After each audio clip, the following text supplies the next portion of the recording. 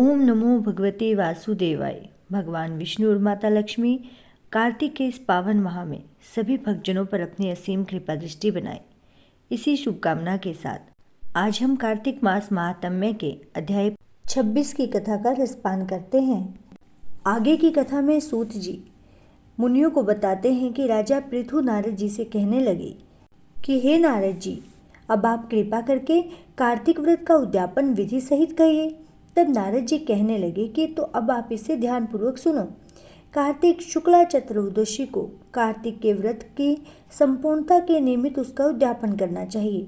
सारे घर में गोबर का चौका लगावें, तुलसी के ऊपर मंडप बनावें, द्वारों पर मिट्टी के 4 द्वारपाल बनावें, जिनका नाम पुण्यशील, सुशील, जय और विजय रखें। तुलसी के समीप सर्वतोभद्र चक्र बनावे, उसके पास पंच तत्व युक्त कलश रखें। श्री लक्ष्मी नारायण की सोने की मूर्ति बनावें। फिर नवग्रह, उपग्रह, 10 दिक्पाल तथा पंच लोकपाल आदि स्थापित करें।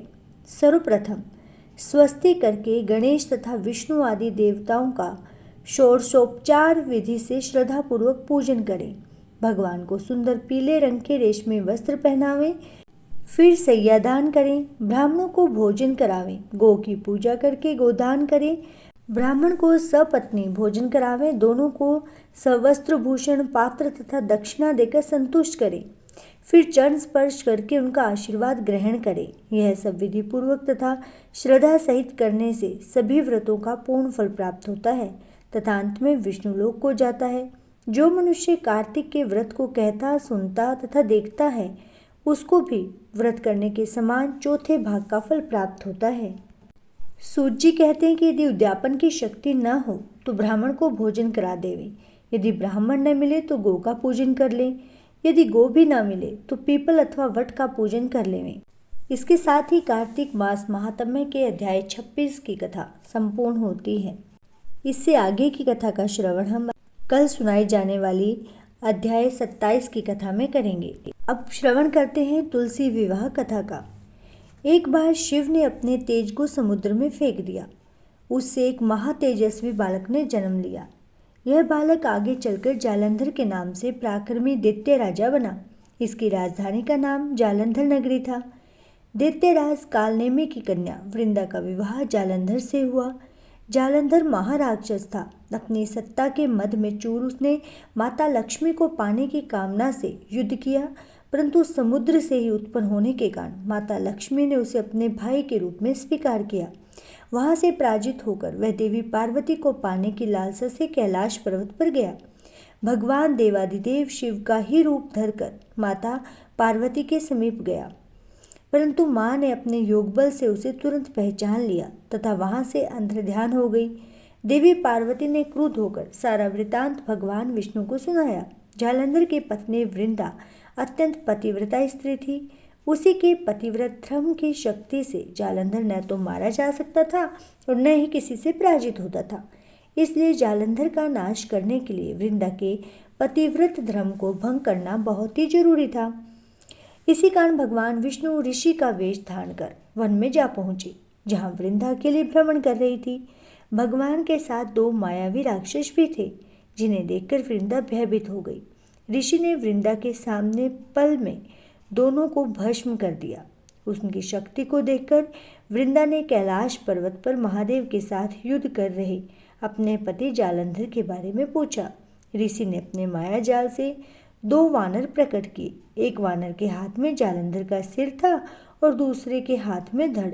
अपने पति की यह दशा देखकर वृंदा मूर्छित होकर गिर पड़ी। होश में आने पर उन्होंने ऋषि रूपी भगवान से विनती की कि वह उसके पति को जीवित कर दें। भगवान ने अपनी माया से पुनः जालंधर का सिर धड़ से जोड़ दिया, परंतु स्वयं भी वह उसी के शरीर में प्रवेश कर गए। वृंदा को इस छल का जरा भी आभास न हुआ। जालंधर बने भगवान के साथ वृंदा पतिव्रता का व्यवहार करने लगी, जिससे उसका स्थित्व भंग हो गया। ऐसा होते ही वृंदा का पति जालंधर युद्ध में हार गया। इस सारी लीला का जब वृंदा को पता चला तो उसने क्रुद्ध होकर भगवान विष्णु को हृदयहीन शिला होने का श्राप दे दिया। अपने भक्त के श्राप को विष्णु ने स्वीकार किया और शालिग्राम पत्थर बन गए। सृष्टि के पालनकर्ता के पत्थर बन जाने से ब्रह्मांड में असंतुलन की स्थिति उत्पन्न हो गई। यह देखकर सभी देवी देवताओं ने वृंदा से प्रार्थना की कि वह भगवान विष्णु को श्राप मुक्त कर दे। वृंदा ने विष्णु को श्राप मुक्त कर स्वयं आत्मदाह कर लिया। जब वृंदा भस्म हुई तो वहां तुलसी का पौधा उग गया।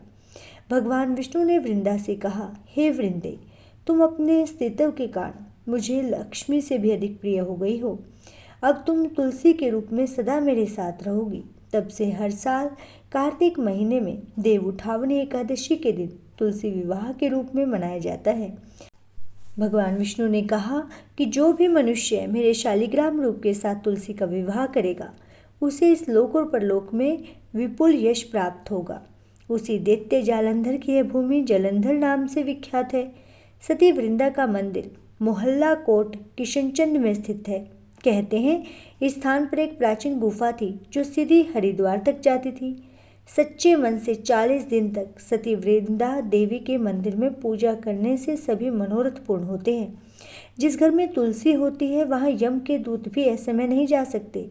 मृत्यु के समय जिसके प्राण मंजरी रहित तुलसी और गंगा जल मुख में रखकर निकल जाते हैं वह पापों से मुक्त होकर वैकुंठ धाम को प्राप्त होता है।